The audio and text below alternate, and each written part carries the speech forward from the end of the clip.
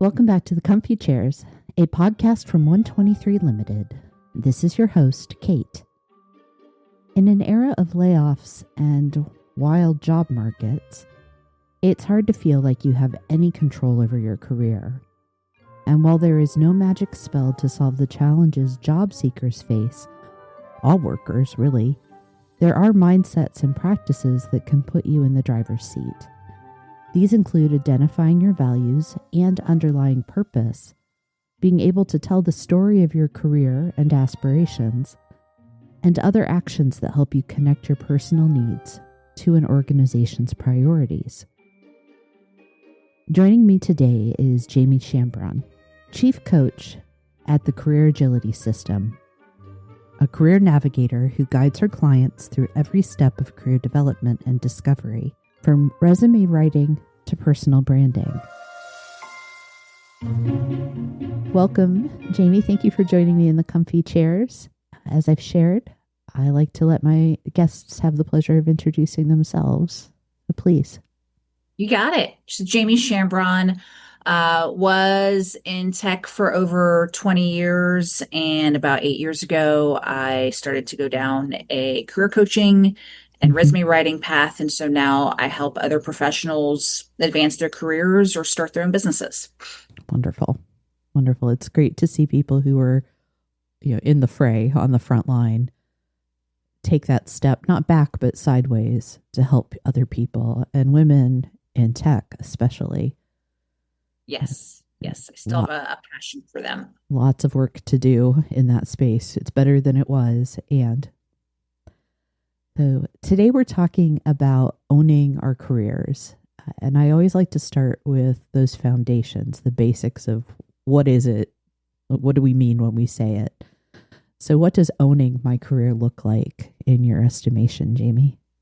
Yeah. So at least today, what owning a career is and should be is around not letting managers, companies, places dictate where you're going, what you're doing, but you being much more intentional on what you choose to do, where you do it, when it's time to move on to do something else.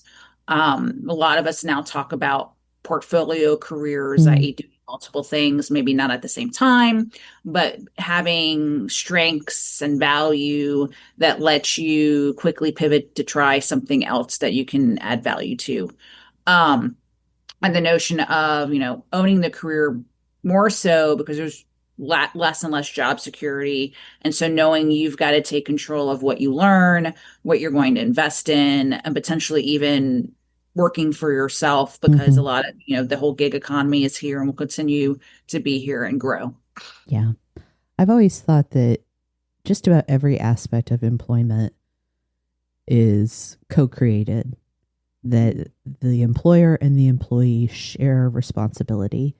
It's the way I think about engagement. And I also think in terms of career growth and development, you can't expect your employees to just know what they could be able to do in your company. And in the same way, I can't expect my employer to have a custom plan all for me. So you owe it to yourself. And I think you owe it to your employer, whether it's current or future, to have in mind, here's how I'm going to navigate. And it doesn't mean that you don't plug in. It doesn't mean you don't go along with, if you will, the plans that are in place at the company level, but recognizing that you are the person that's going to navigate that. No one else is coming for you. Is so important. And I'm not a huge fan of the generations discussion. I think there are some inherent problems. I'll spare you my opinions on that. I do think, though, that it is vital that we're teaching this mindset to people entering the workforce, regardless of how old, young, or other they are. Now, you've used the language align self to opportunity. One, I love it, but it's also how you talk about the process of managing an agile career. So what steps are involved in that process? Yeah, so this is all around the other thing too that every person owns with their career is their personal brand. Hmm. Right? You own it, you own how to communicate it. And this is where it's a big skill. And I do a lot of talk on how to market and sell you. Like, no matter where you are in your career, you've got to get comfortable marketing and selling yourself, be it young, internal, new. It's because it's going to be, a lot of people who look at why I'm getting overlooked for a promotion is because you're Hmm. not being visible and you're not taking the steps to communicate the value, the accomplishments, the things that you've done.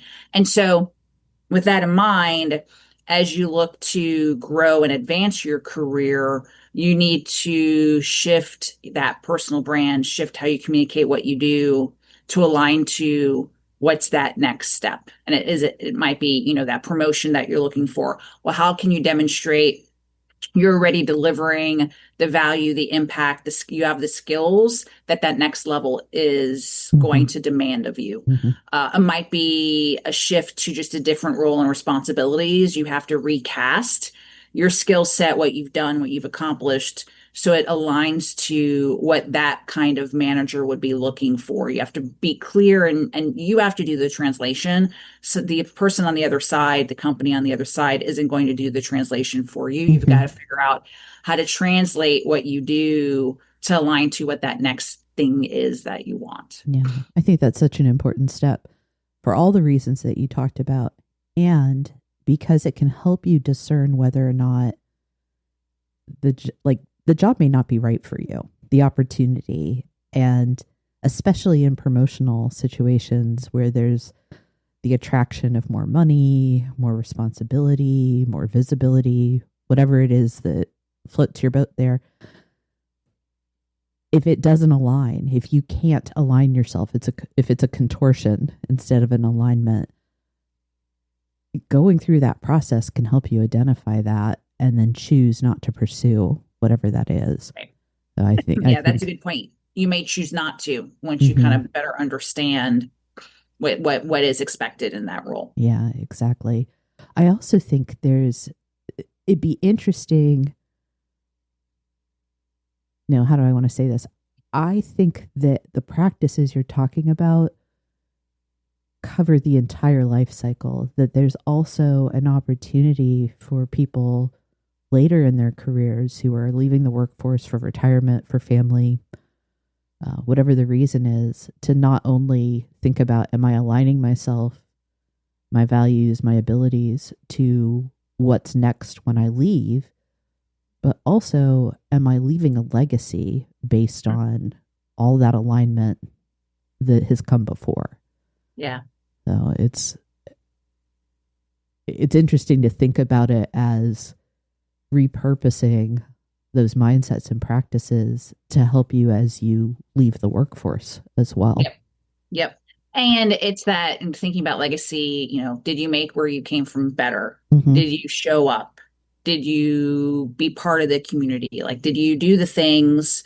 It's like the unwritten rules of how to truly be a member of an Hmm. organization to, you put in the effort, but you get out what you put in. Hmm. I agree. I'm curious too. We're talking a lot about alignment and adapting.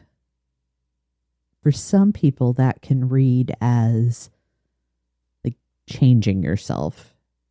So, how can someone stay true to themselves and remain authentic to their values, to their priorities in the midst of aligning self to opportunity? Yeah, and it's just gonna, part of it is self-reflection. I Hmm. think a lot of us don't take the time to truly take a step back and reflect on what's important to them, your values, what you're looking. I like to say we all go through different stages of life, and at different stages, you have different needs, different values, different Hmm. um, things you have time for, and different priorities.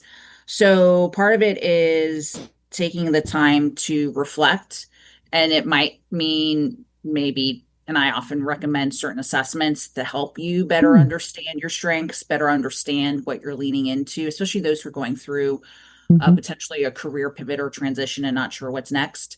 But you need insights, right? And which is going to be reflection. It might be coaching. It might be talking to colleagues or family, because you often forget and overlook what you're really good at, what you're known for until Yeah, you go back and ask. And a lot of times we don't. And performance reviews and feedback at work, I personally believe they're just superficial, they checking the tend to box. be. You're Yeah. not really getting raw, quality, constructive feedback. Yeah, that is 9 times out of 10 or 99 times out of It's the 100. manager checking the box. Yeah, it is. So that can be a weak source of that reflection point. Now, you mentioned assessments. What are some of those that you recommend? I'm curious. Yeah. So the one I always recommend is StrengthsFinder. Always. Yeah, it's That's wonderful. the, and it changes. People, if you even did it 5 years ago and you're getting ready to reflect on what's next, do it again. Hmm. What's going to bubble to the top is going to be different. Yeah. And it might be eye-opening. So I just had a client yesterday, um, did the assessment going through Pivot and looked at me going, I'm a little stunned that what I do day in and day out are my bottom five strengths. And I went, well, you're Oh, probably been in a place where you've been stuck and not realizing your potential because yeah. you've been doing the same career for 20 something years. Hmm. Yeah. So that's a great one. DISC, if you're a leader trying to figure out what your leadership style is, that's another good one. High Five is a free version of StrengthsFinder. It's not as depth, it's not as good, but if you don't want to spend the $40 on the full assessment, Hmm. um, those are usually what come to mind as the ones I focus in on. Yeah. Yeah. I think uh, sort of in line with there's a book that outlines, because that's what you get with the Clifton Strengths model. Mm-hmm. Um, the 6 types of working genius Right. is another great one that is very focused on the workplace.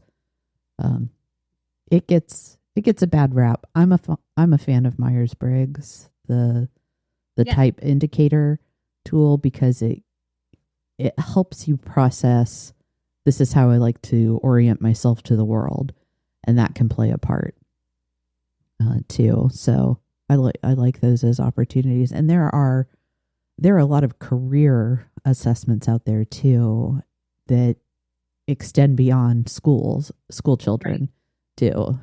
It can be the adult version of those. What do you want to be when you grow up? Types. I'll dig into my archive and add some extra ones into my show notes too, and I'll make Okay. certain I've got links to the ones that you've talked about there as well. Now, Awesome. do you have? I'm trying to remember. I apologize. Do you have a tool or assessment that you've created in your practice? Or do you tend to use those others and then help people um, digest them? Yeah, so I've designed, depending on what I am working with someone on, is I've Hmm. designed exercises that my clients will go through Okay. in terms of getting the insights that they need for where they're going next or recasting their story to for just actually sharpening the story so they're clearer on messaging and communicating their value. I have partnered with one firm that takes the Strength Finder assessment to another level Oh yeah. and does visualization and further overlays more data and insights on career possibilities, what to Oh, avoid, how to interview. And that's Strengthology Insights is who I work with there. And so my clients who are going through pivots, I will do a clarity assessment that'll combine strength finders with the platform to help them that's really great. understand career possibilities. We talked about this a little bit already, but I like to dig in deeper because while the focus of talking about career ownership can seem like it's directed fully at job seekers, I think there are truisms about ownership and alignment that apply to anyone in the Yes. workforce. Again, you mentioned that you brought it up very organically, but I'm wondering what your thoughts are about how a highly tenured employee who maybe isn't looking to make a move, what are the lessons that they can still learn from this concept of alignment and insight? Yeah, so someone who's maybe been in the same place for a while is just, again, taking a step back on as you go forward, what kind of value and impact you want to keep delivering in the place you're in. Mm-hmm. So maybe you're at a point where you should be mentoring more up and coming professionals, which I think we overlook that a lot now in corporate, at least, or in a lot of organizations in general, is we're not making the time to Mm-hmm. groom the next generation. Be it they're going to have different styles, different perspectives, different skill sets, but we're not taking the time to coach them on being a professional, Mm-hmm. being a great communicator, right? Those soft skills, being a role model for others. So I think those who've been in the workforce for a while, those who have been kind of that steady Eddie in a corporation should be thinking about, well, how can I continue to improve where I'm at, Mm-hmm. improve back to that legacy where, so many years left, maybe here, maybe elsewhere. How do I leave an impression and, leave the employer that I've been loyal to and they've been loyal to me, which is rare Yes. nowadays, um, to continue to be that loyal employee and just being of service to the organization and to the people in it. Yeah. I do think it's regardless of the type of work you do, the industry, the level, if you will, the type of education that you had to have, all of the factors that we sort of categorize jobs by. I think there are opportunities for people, even if they're quote unquote just working for a paycheck, to be able to look at, is this work that I can do to my best ability? Is this the job for me? And if it's not, how do I change the job or change myself? Right. If it's possible. And I Yeah. think that the self-knowledge, the awareness and knowledge that goes into being an employee, I don't know that we account for that enough in the modern workplace. Well, I think we're go, go, go, right? In the modern workplace, we're checking the boxes. Great job, pat on the back. You're in the motions, and there is no giving time to brainstorm or think, Mm-hmm. right? You're there to do the job. And that's what you're used to doing, is showing up every day to do that job versus thinking about, well, what else could I do? Yeah. Unless someone came to you to offer you something else to do, which unless you're out there self-promoting yourself, you're probably being overlooked. Yeah. Yeah. What is the advice you would give someone who says, I'm not comfortable promoting myself? Yeah.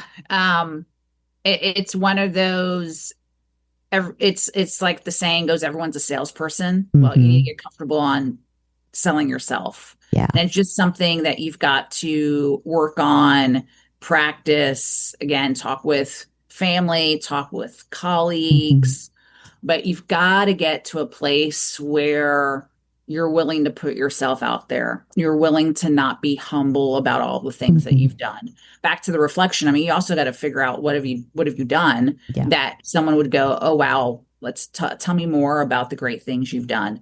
So again, I think we get complacent. I think we get to, where we're at. And then some people just get frustrated because they're not moving forward. Mm-hmm. And it's because they're not showcasing all the great things. They're not promoting themselves. They're not telling other people, and they're not expanding their network. So that's the other thing too, is we get complacent and forget about nurturing who we already know outside of where we're at, or even nurturing relationships inside of work. Again, it's the back to that we come to work, we do our thing, we have lunch with the few people we always have lunch with, Mm-hmm. and then we head home, or you're virtual now. Yeah. So the whole getting out there and networking, like true networking and true nurturing people you've known for a while is I see it tons, especially since I came from tech and I still work with a lot of technologists, very overlooked. Yeah. I'm so glad you brought up being humble as a barrier. I've been rethinking humility a lot recently and realized this is a little bit like we don't give enough airtime to awareness across the board. I don't think we fully define humility. We kind of stop at just half of it, where we talk about not being prideful, right? Like, don't puff yourself up. I think genuine humility isn't just about I recognize my weaknesses. It's also, I know what I'm good at. I know my strengths. I know my gifts and talents, my capabilities. And it's not that I brag about them, but I am honest with myself about them so I can be honest with others. And I think if you have a barrier sharing those, try to think of the person that loves you the best. How would they talk about it? And use their words. Yeah. And it just edit out the, hey, my mom says I'm great at. It's, well, here's what I've been told I'm really good at. I think it's a little baby step that people can take. And I know, despite being somebody who is 30 years in the workforce, I struggle with that too. So I think we need to acknowledge that it is hard. Yes. Now, when I have times where I'm trying to figure out how I'm messaging what I do today, I often just look at my recommendations on LinkedIn. Perfect. Because that will give me insights. And actually, there was a theme probably right before I left corporate of I'm very insightful. I think that's just how what I do and who I am. It's just inherent in what I do. My most recent one that was interesting is what I do is a renaissance in figuring out people's brands. Oh, I like that. I like that. I did too. It's also that example of you gave someone the tool to reflect on and recognize. I spend most of my time doing something that doesn't bring me joy, that doesn't tap into what I do best, and help them revive how they think about their career or what they're doing as well. Yes. Wonderful. What trends are you seeing? And let me get a little bit clearer about that, of what it is that your clients, the people that you work with, what they're stating they need out of work.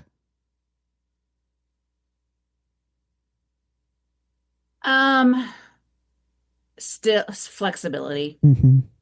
I think that's a big one, especially for the corporations that are asking for people to come back.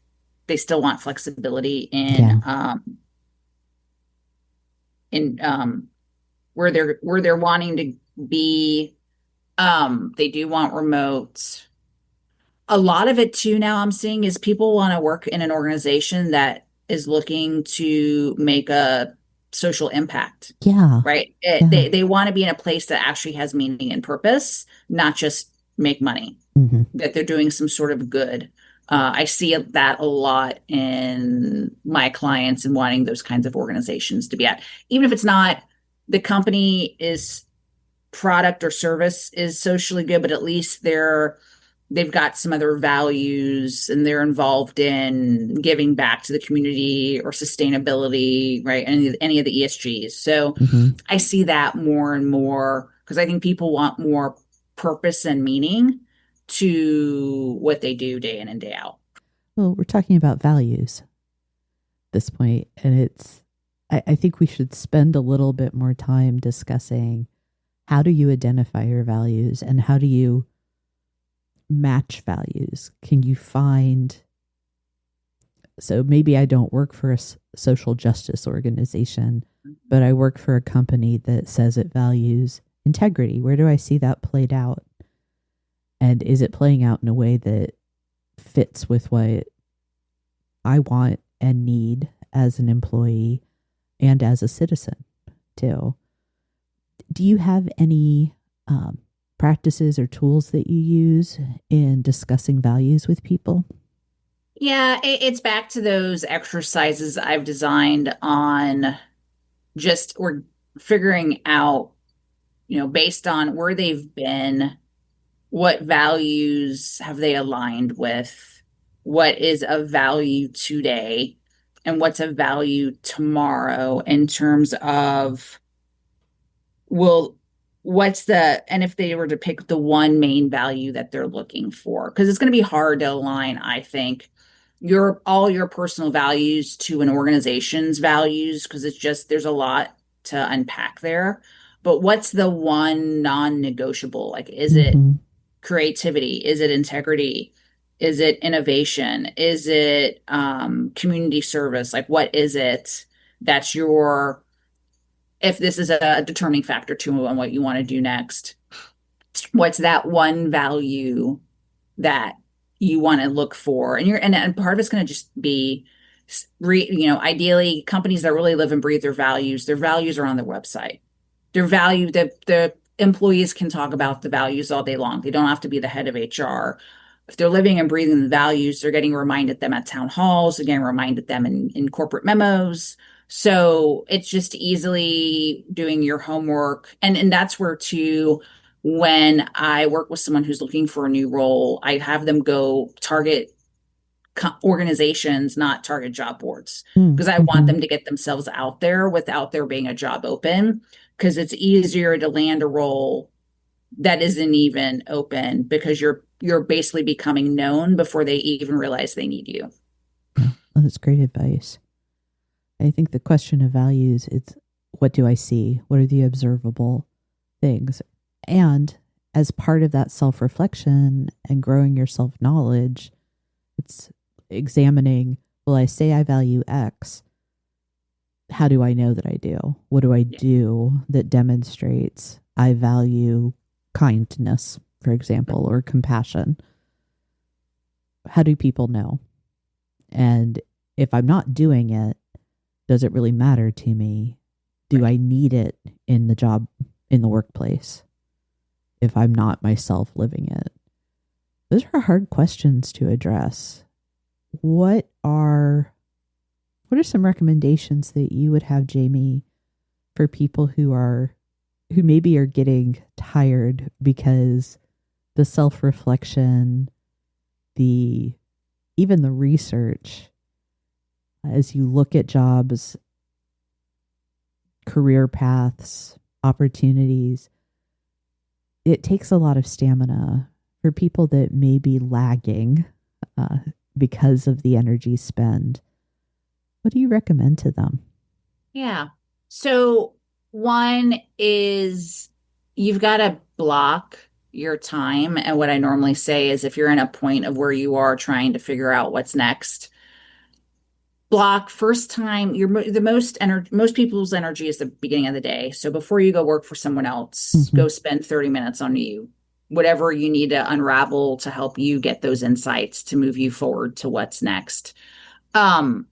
And then just, you've got to be sure you shelve it. So try not to have it leak into the weekend. You need days to rejuvenate. And, especially those of us who work for ourselves, we're often just kind of working into the weekends. Mm-hmm. And you then go, what did I just do? So like, didn't take a break. So you've got to take breaks for yourself. And so don't let working on you wait for the weekend, because you will exhaust yourself. You've got to work on you during the times during the week when you work, and just now it's making you a priority. So instead of you starting your day for work, start your day on you, even if it requires you to wake up 30 minutes earlier to then jump in and then get to work, and then Mm-hmm. have the downtime on the weekends, because you will burn out if you don't have that downtime. Yeah.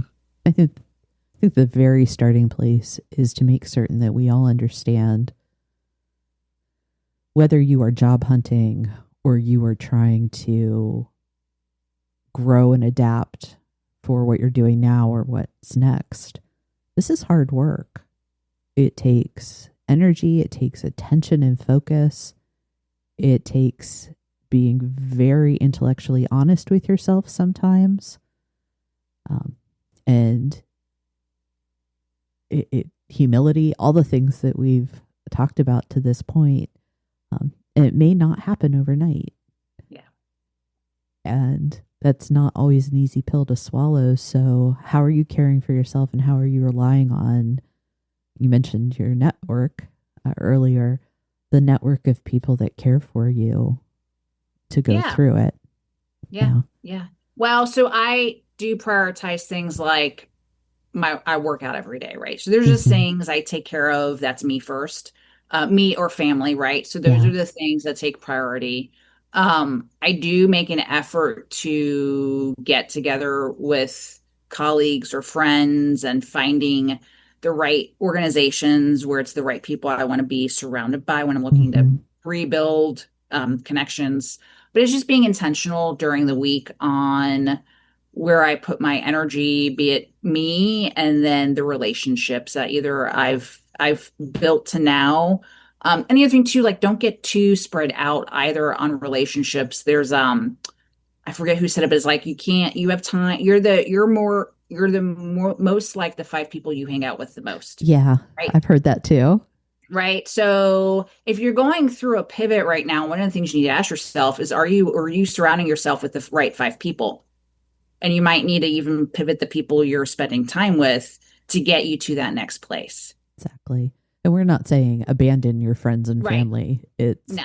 if I'm trying to learn how to do a thing, or I'm trying to become a better leader, fill in the blank.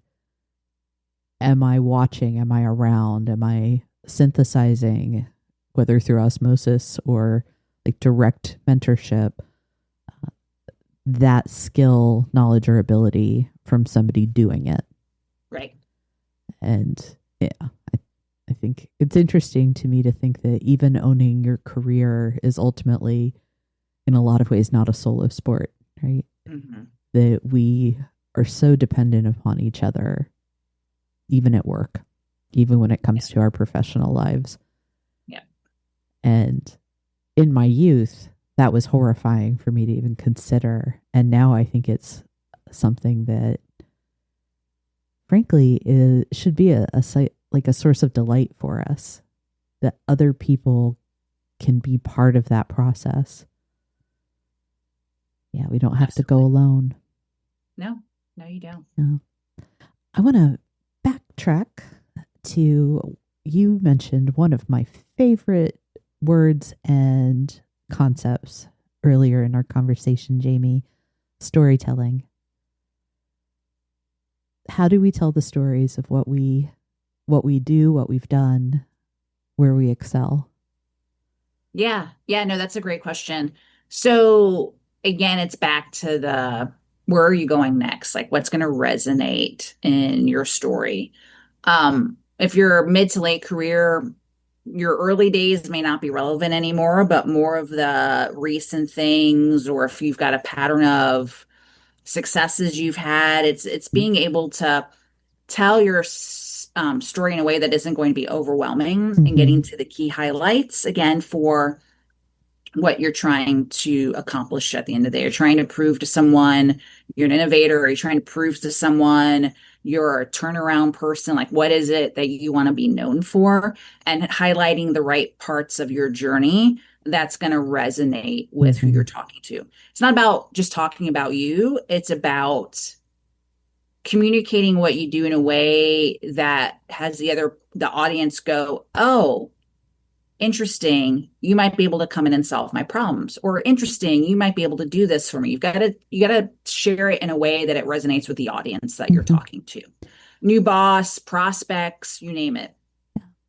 I have I have an idea, and feel free to say, nah, I don't think that'll work. I'd be really curious if we could walk through an example, almost like a role play. If you could help me as, sort of a pretend person trying to learn how to do this, what are the sorts of questions to elicit those points? Um, what type of nudging do you provide? Is that something you'd Yeah, be open to? yeah, yeah. Excellent. So the first thing is, who are we talking to, right? So we got to Yeah. define the avatar, be it, and I like to say, if you're looking for a new role, what's that ideal boss look like to you? Hmm. Okay. What do they do? What are their goals? Because a lot of it when you're working for someone is how are you supporting them to achieve what they need? Perfect. So what keeps them up at night? What's in their Hmm. way? So knowing that, and if you're trying to start a business, well, what's your ideal prospect looking for? Yeah. Problems they have, pain points, Exactly. solutions they want. So again, step one is the audience. Who are we talking to? Yeah. Well, let's pretend I'm a leader who's looking to take a transfer to promote and work for a different executive in the organization whom I admire. Maybe I haven't worked a lot with them, but I like the looks of everything that's happening in their division. Is there any research or questions I should be asking to be able to better define my audience?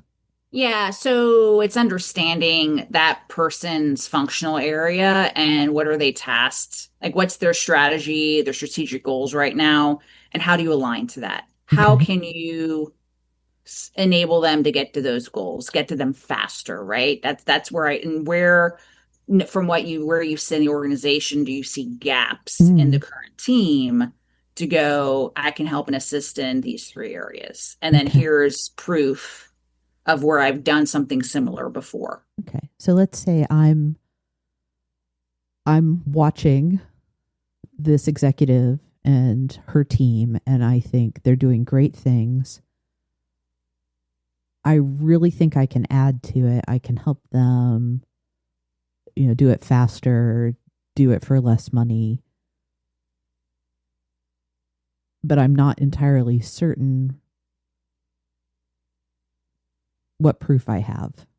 What should I ask myself about that type of, I think this is what they need, but I'm not entirely certain if I bring it to the table.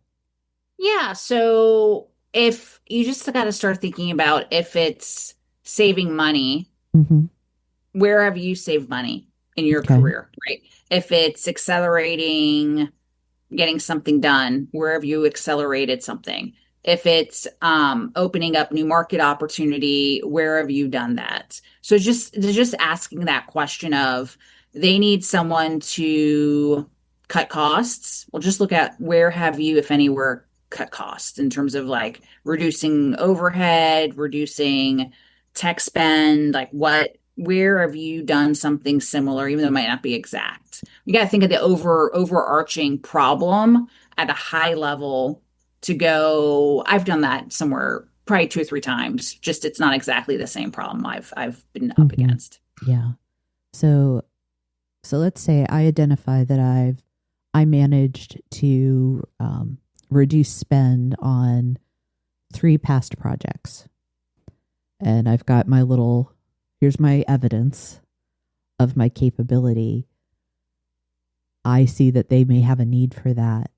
How do I approach that person Yeah. to be able to say, hey, I see this is what's happening on your team from where I sit.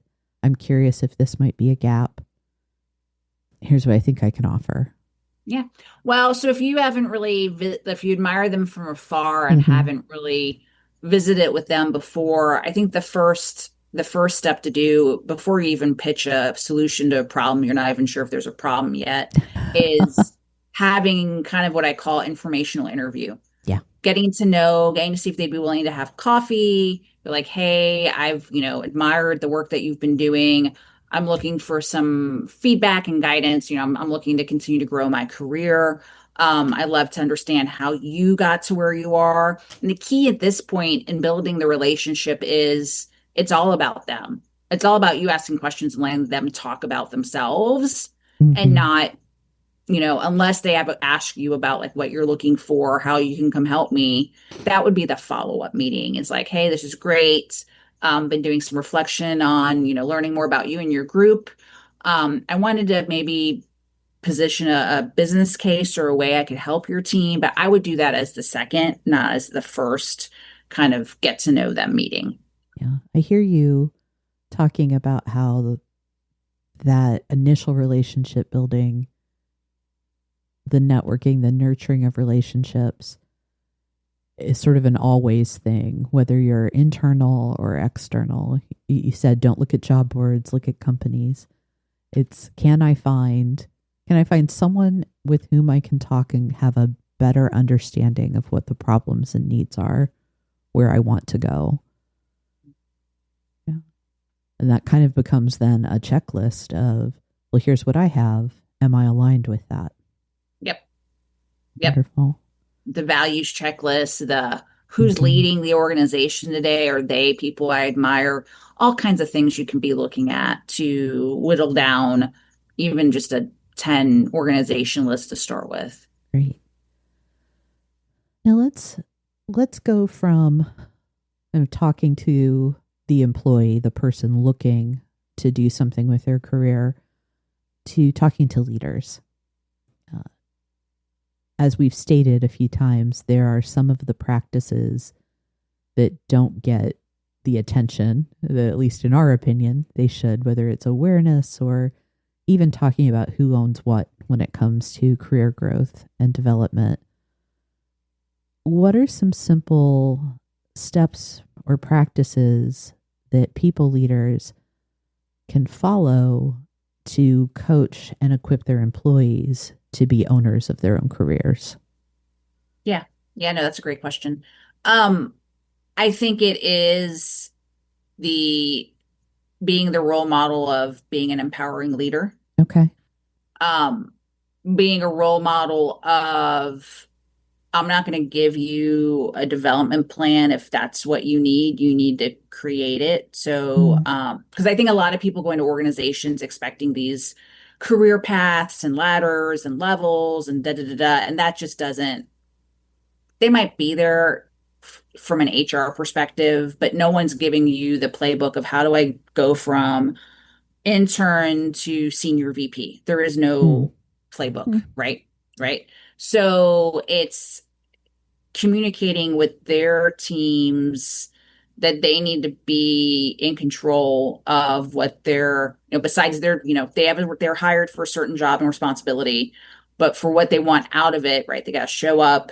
They've got to be proactive on what they want to do next. They need to be proactive in talking with me as the leader on where they perceive their gaps are, because the leader isn't going to be there all the time to mm-hmm. see where they're struggling, right? And you might be leaning on peers, so it's fostering that open door where your people can come talk to you when they need more help, they need more guidance. Yeah. I think what I would add, and maybe tweak a little bit, if I may, Jamie, is that I think leaders need to be very intentionally having the conversations with their employees beyond being role models of awareness and self growth, it's like self development, is having intentional conversations where you're very clear with your employee that, hey, Kate, your growth and your career matter to me. We are partners, but you are the majority partner. I will support, guide, redirect as needed. I will work with you to achieve what you're trying to accomplish in your career. But ultimately, you are the owner. I will not do for you. And I don't say that to be like harsh or cruel. It's you own it, and I'm here as your support. Most of my focus is going to be on outcomes and performance, but that doesn't mean growth isn't important. I think there has to be explicit conversation about that, and making certain that everything you're talking about in that space is clear, particularly to people who are just entering the workforce. Yes. Yes. Yeah. Yeah. And There. that's a huge, I think for a young professional coming out of college, that's a huge leap. Mm-hmm, it is. It is. And I think that's why the conversations have to be so explicit. Hmm. Especially Um, at that level. yeah. And role modeling is wildly important. I don't want to diminish that, but I'm also, and this may not be a popular learning and development perspective, I don't think everyone needs a development plan. No. Oh, absolutely not. I've heard some people, typically, no, I won't say that. Never mind. I've heard some people say that every employee should have a development plan, and I think that is wrong. I think some people need engagement plans. I think some people need um, like exposure plans. Some people need improvement plans. Some people need no plan because of Yeah. where they are in that moment. But the plan is not the thing. The real work is the ongoing conversation about what is the work that we're trying to accomplish, how are you progressing on current goals, and what's next, whether that's the next assignment or the next job. Yep. And that's just showing up, raising your hand, putting yourself out there. Yeah. And again, it's that partnership where the majority partner in career growth is the employee, the kind of the subject of it, and the majority partner in terms of the work is the leader. But you bring those together to make a whole. Yep. I realize the math doesn't add up, but that's the goal there. And it's all part of being in the workforce. Yep. Agreed. So Jamie, I like the name of your company, Career Agility System, your practice. Why agility and not growth or employment? Yeah. So when I was considering the name, gosh, 9 years ago at this point, because yeah, nine, close to nine, if not more than that. I recognized it's our careers aren't necessarily about grow, advance. I started seeing there's no ladder, maybe a lattice. We like to talk about a lattice and a network and moving laterally. Yeah. Or completely doing 180s. And because I had been through, and I was young to face my first layoff because of a bankruptcy. Ooh. Part of the agility was, and the point was being ready at the drop of a pin that you could go do something else, that you had the tools, you had the marketing plan, your messaging, you knew if your job went away today, you knew how to find something else to make a living today. You weren't going to wait. You're going to be ready to move. And I was intentional because the majority of people don't think like that. Majority of people aren't. And now more and more as you hear about what are the key skills going into the future, agility is one of them. Well, that's a skill. But that isn't, but you need that to also be a mindset in how you treat your career. Yeah. Processing that, I like it. And there's so many stories these days about layoffs, and even the return to the office mandates can inadvertently lay people off who can't make that change or a move. It's really poignant to think that part of preparing people for the workforce these days is preparing them to be ready to change when changes happen that they don't control. Which makes me think, I'd like to hear your thoughts on this, that talking to people about owning their careers in a volatile market may not seem right to some folks.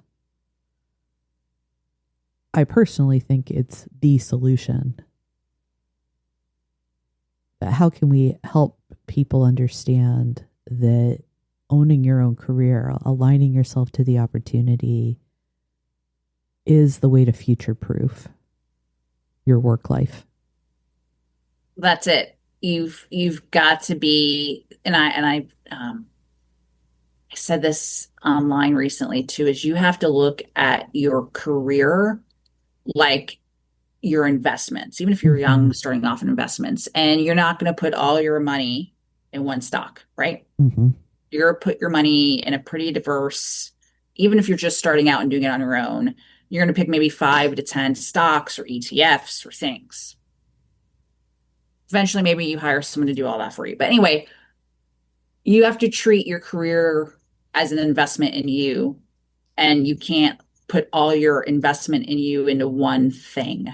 You've got to be thinking about what are the different things that I am talented at that people will pay me for.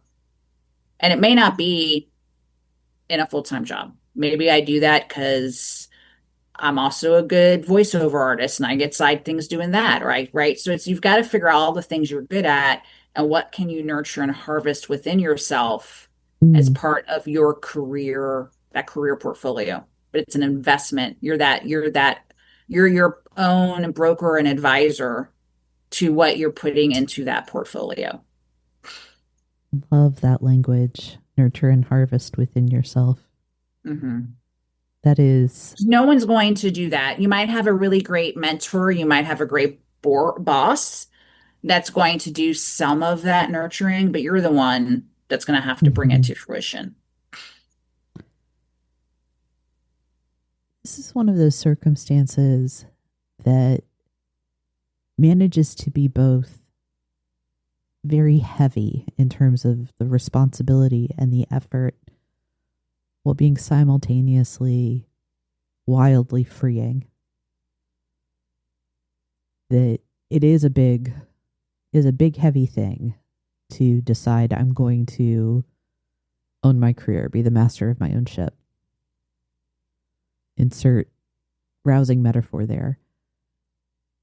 And it means that you are holding on to choice and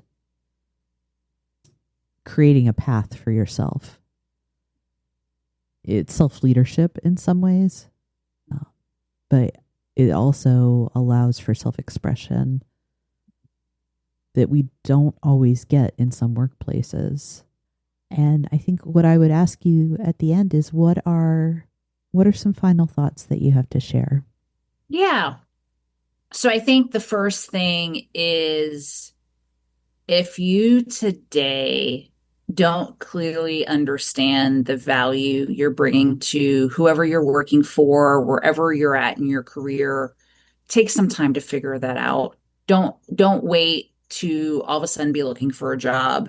Go Mm, reflect on, again, back to the like, have you saved money? Is there a certain kind of progress? Are you an innovator? Have you brought new products to market? Or are you good at building relationships? Like, what is it that you're good at that you could not necessarily have to quantify, but it's a value, a result, it's an mhm, outcome.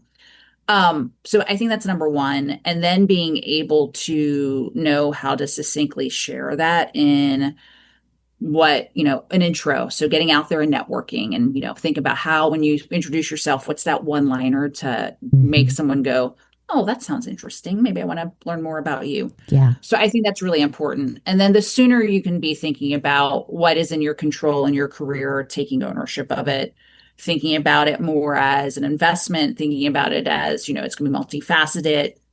Where you are today, it's going to be, different stages is going to come your way sometime in the future. So, and be prepared for the unexpected.